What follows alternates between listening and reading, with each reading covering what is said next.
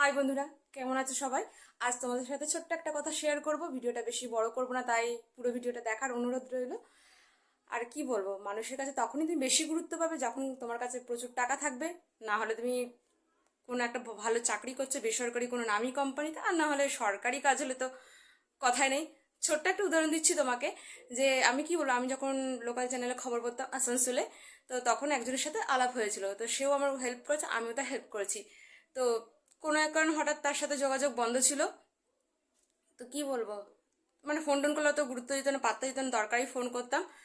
তো হঠাৎ করে সে শুনলো আমি, কি বলবো, আকাশহাটে কয়েকটা পুলিশ ফাইলে কাজ করেছিলাম।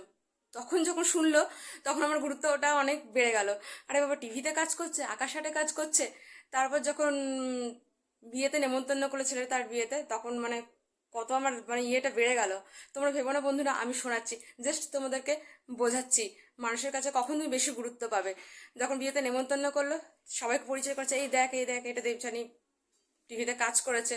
তো সেই জন্যই মানে এই জন্যই কথাটা তোমাদেরকে বললাম, মানুষের কাছে তখনই তুমি বেশি গুরুত্ব পাবে যখন তুমি মানে কি বলবো, তোমার কাছে অনেক টাকা থাকবে, নাহলে বেসরকারি কোনো বড় সার্ভিস করবে নামী কোম্পানিতে, আর সরকারি কাজ না হলে তো কথাই নেই।